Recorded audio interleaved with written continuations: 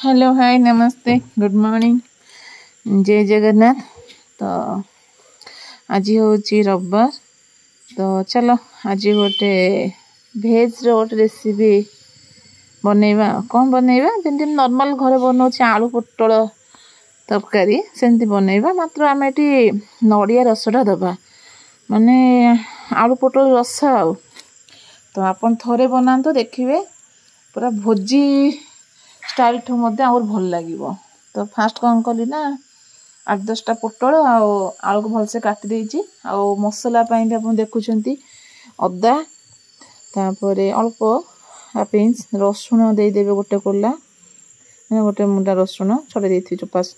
कौन दबा ना आमर पेस्ता आलमंड आपन को इच्छा पकेले पकेबे नल ना।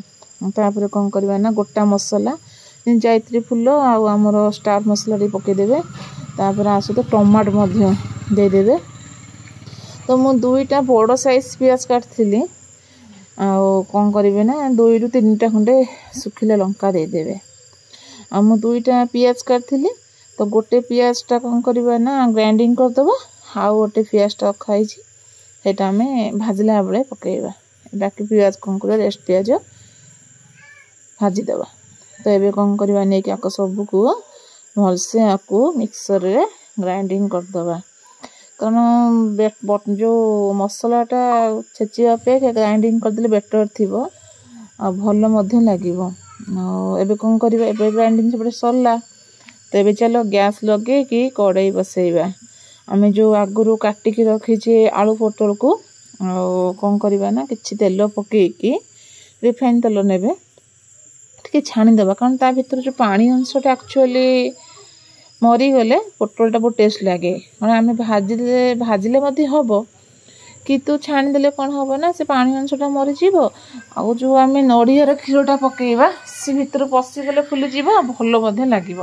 आउ केतबेले काढ़े देखो ये ब्राउन हो आसिले आम कौन करवा पोटल को काढ़ा। आदि आपण मैंने पेपर टिश्यू पेपर पकई काढ़े कारण छणा टे तेल बेसी खाई टिश्यू पेपर पकईदे कौन हम ना पेपर ऑयलटा रही।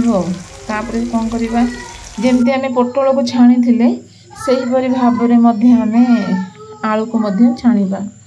कारण एका समय आलू दिन न छाणीबा तो पोटल तरकारी कला बेले आलू सीझीबनी। तो आम कौन करवा ना नड़िया रस दबा। से कौन कर छोट साइज नड़िया को भलसे कोरे देछि।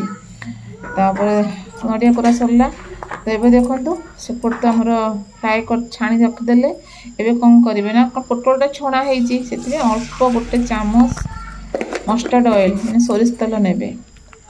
तो आम कौन नड़िया रस जेहेतु पड़ो तो तरकारी के कलर आसबनी से कौन कली ना अल्प जस्ट टिके चीनी पकईदेली। चीनी पकईले कौन हम ना टे रेड कलर पड़े आसो। चीनी पकई सारा आप कौन करेंगे ना तेजपत्र देवे। आम जो आगुरी काटिक गोटे पियाज थिला ताको देवे। आउ पियाजटा टिके ब्राउन कलर जाए तो भलसे टिके भाजिए। कारण ब्राउन कलर हो गले पियाज आम जो मसला पकेब से आराम से पियाजटा मेल्ट हो। तो ये समय कौन ना पियाजटा टिके भाजी होची। तो आम कौन करवा ना नड़िया को जो रखी थे गरम पानी पकई एमती चोपुड़ी दबा एवं तार रस बाहर करदे।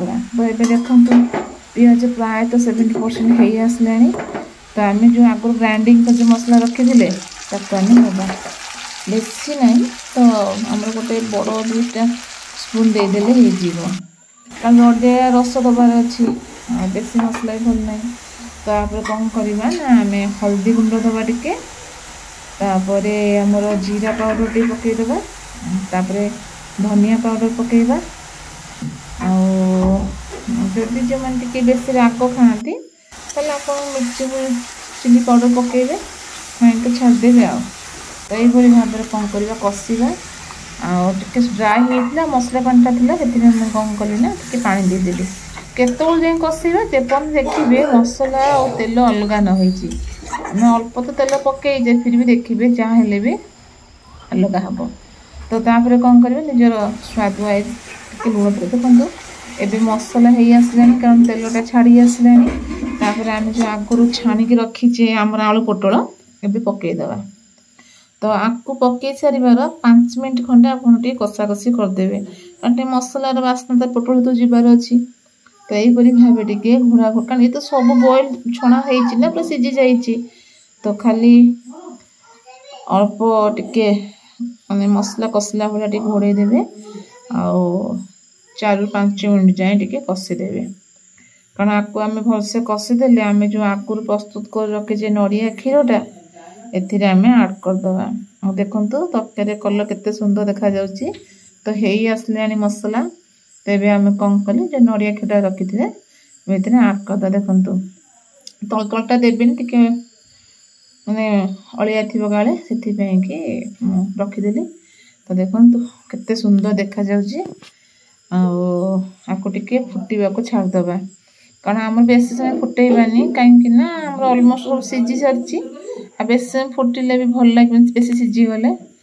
तो ये देखो तो पूरा रेडी हो गला तो ये कौन करवा ना आम डालचीन गुंड जोटा कि घरे या गोटे स्पून पकईदबा तो ये देखो तो रेडी हो गला आमर पोटल रसा नड़िया क्षीर पोटल रसा ये साई साई टेस्ट करेंगे आ भात सहित रुटी सहित भी जो भी खाआंतु बहुत भल लगे तेबे भात तो खाइबो साई साई टेस्ट करुचे तो साई साई भी कुछ भल होइची तो जदि आपण मानकु रेसिपीटा भल लागिथिबो घरे निश्चिंत भाବରେ बनांतु खाइबा को दियंतु। रहूची जय जगन्नाथ।